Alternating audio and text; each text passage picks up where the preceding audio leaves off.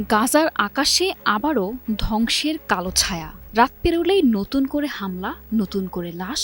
শিশু, নারী, বৃদ্ধ কেউই রেহাই পাচ্ছেন না ইসরায়েলি আগ্রাসনের হাত থেকে।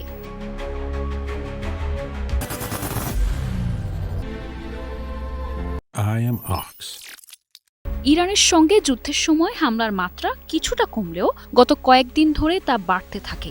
দিনের পর দিন গাজা উপত্যকায় চালানো ইসরায়েলের বিমান হামলায় প্রাণ হারাচ্ছে হাজারো মানুষ, যার অধিকাংশই নিরীহ সাধারণ নাগরিক। শুধুমাত্র শুক্রবার একদিনেই ইসরায়েলি বিমান বাহিনীর গোলাবর্ষণে নিহত হয়েছেন ৭২ জন, আর ১৭৪ জনের বেশি মানুষ আহতের তথ্য দিয়েছে গাজার স্বাস্থ্য মন্ত্রণালয়।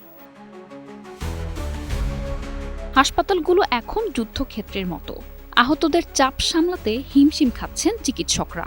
তীব্র ওষুধ সংকট, বিদ্যুৎ বিচ্ছিন্নতা আর ভয়াবহ পানির অভাব গাজাকে ঠেলে দিয়েছে মানবিক বিপর্যয়ের মুখে।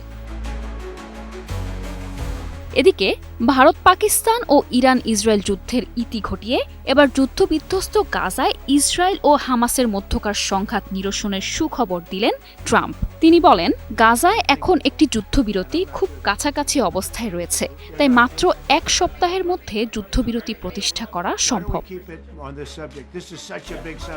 অবশ্য এর আগেও বহুবার যুদ্ধবিরতির প্রস্তাব আলোচনায় এসেছে, তবে তাতে এই সংঘাতের বড় সমাধান আসেনি।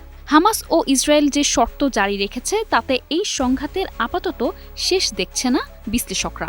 কারণ হিসেবে তারা বলছেন, হামাসকে পুরোপুরি নির্মূলের যে এজেন্ডা নেতানিয়াহুর, তা সমঝোতার মূল অন্তরায়।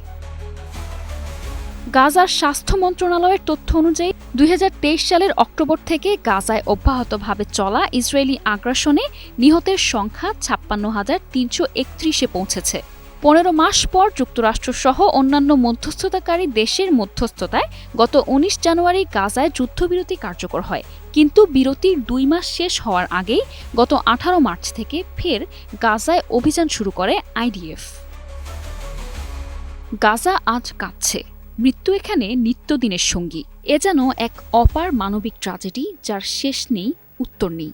শুধু রয়ে গেছে প্রশ্ন, কবে থামবে এই আগ্রাসন? নিসা আলম, ডেস্ক রিপোর্ট, ২১ টেলিভিশন।